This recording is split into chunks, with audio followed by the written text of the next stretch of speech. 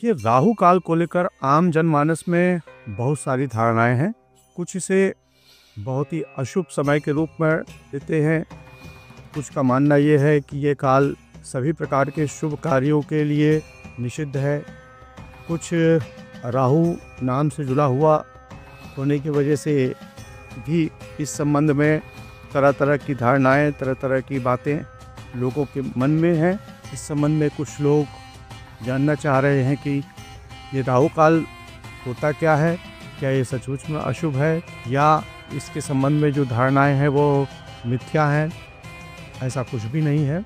क्या इसका राहु से क्या लेना देना है, इसे राहु काल कहते क्यों हैं, इस संबंध में मैं आपको कुछ बातें जानकारी के रूप में देने की कोशिश कर रहा हूँ। आप सुने इसे ध्यान से। इस वीडियो के माध्यम से आपको यह संपूर्ण जानकारी मिल सकेगी कि राहु काल होता क्या है, शुभ है या अशुभ है, इसका राहु से क्या संबंध है, इस काल में क्या चीज़ें की जानी चाहिए, क्या चीज़ें नहीं की जानी चाहिए, ये कब होता है और इसे निर्धारित कैसे किया जाता है। सभी बातों पर अवश्य एक छोटी सारगर्भित जानकारी देने का प्रयास करूंगा जो शास्त्रों में, ग्रंथों में इस संबंध में दी गई है। शुरुआत करते हैं सबसे पहले कि राहु काल है क्या। देखिए, राहु काल प्रत्येक दिन का एक छोटा सा हिस्सा है जिसे राहु से संबद्ध माना गया है। यह प्रत्येक दिन अलग अलग समय पर पड़ता है। इसका निर्धारण उस दिन सूर्योदय के हिसाब से किया जाता है। सूर्योदय से लेकर सूर्यास्त तक के संपूर्ण समय को यदि हम 8 भागों में विभाजित करते हैं, उसमें से एक भाग राहु काल से संबद्ध हो जाता है। वह एक हिस्सा राहु से जुड़ा होता है और उसे हम राहु काल नाम देते हैं। यह इसका निर्धारण करने का एक तरीका है। साथ ही राहु काल उस जगह के स्थानीय सूर्योदय पर निर्भर करता है और प्रत्येक दिन के हिसाब से यह काल अलग अलग समय पर होता है। अलग अलग समय पर के संबंध में भी मैं चर्चा करूंगा कि किस दिन किस समय पर उसे लिया जाता है और उसके संबंध में हम लोग चर्चा आगामी करेंगे। तो शुरुआत करते हैं कि राहु काल का समय निर्धारण हम कैसे करें। देखिए, राहु काल सुबह है सूर्योदय, स्थानीय सूर्योदय के आधार पर तय किया जाता है। एक सामान्य जानकारी के आधार पर इसे इस तरीके से समझा जा सकता है कि प्रत्येक दिन राहु काल 1.5 घंटे के लिए होता है। प्रातः काल से लेकर सूर्योदय के समय से सायंकाल के पहले तक जो समय पूरा निकलता है, उसके बीच का जो 8वां हिस्सा होता है उसे हम राहु काल के रूप में मानते हैं। उस पर राहु का आधिपत्य माना जाता है और ये प्रत्येक दिन अलग अलग समय पर अलग अलग होता है। ये परिवर्तित होता रहता है। किस दिन सुबह होता है, किस दिन दोपहर में होता है, किस दिन सायंकाल पे होता है, वो निर्धारित है। ज्योतिष शास्त्रों के अनुसार बताया गया है कि कब राहु काल किस दिन किस समय होता है।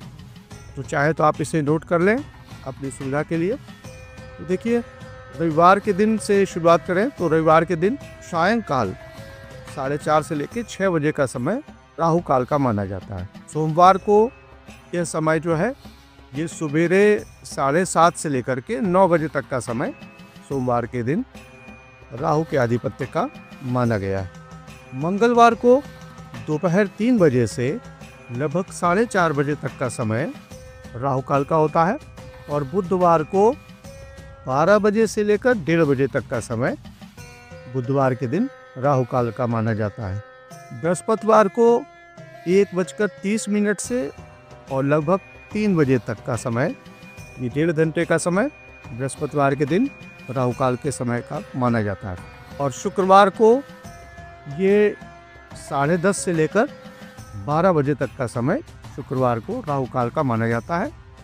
और शनिवार को 9 से लेकर सुबेरे 9 बजे से लेकर 10:30 बजे तक का समय राहु काल का माना जाता है। ये 7 दिन के हिसाब से राहु काल का निर्धारण है। इसको आप अपने नोट कर सकते हैं और इसके हिसाब से अपनी दिनचर्या को निर्धारित कर सकते हैं। राहु काल में कुछ कार्यों को निषेधित किया गया है, जैसे सभी शुभ और मांगलिक कार्यों को राहु काल में नहीं किया जाता। यात्रा के लिए भी राहु काल को अनुचित बताया गया है। कहा गया है कि राहु काल में यात्रा को नहीं करना चाहिए।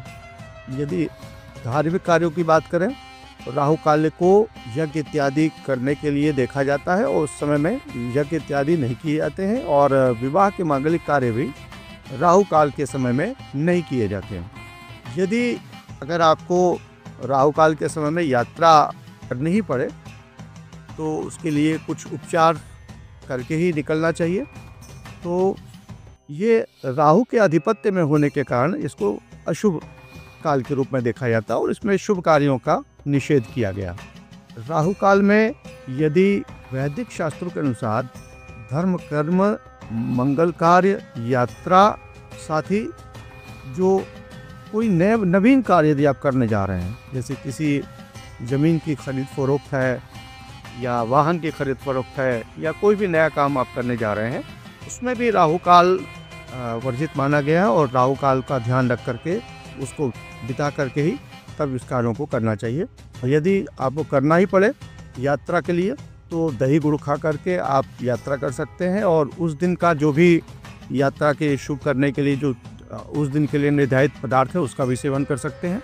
साथ ही शिव पूजन से राहु काल के दोष को नष्ट किया जा सकता है। शिव पूजा कर सकते हैं और विष्णु भगवान के सहस्र नाम का पाठ भी राहु काल में करके यदि निकला जाए या उस कार्य को किया जाए तो राहु का प्रभाव नष्ट हो जाता है या काफ़ी कम हो जाता है। जैसे आप यात्रा के लिए आप ध्यान कर सकते हैं, जैसे रविवार को पान का सेवन करके, सोमवार को दर्पण का, मंगल को गुड़ का, बुधवार के दिन आप धनिया सेवन कर सकते हैं, बृहस्पतिवार को जीरा का सेवन किया जाता है, शुक्रवार को दही और शनिवार को अदरक का सेवन करके भी आप राहु काल में यात्रा यदि करने जा रहे हैं तो इसको आप इस तरीके से करके इसमें आप यात्रा को कर सकते हैं।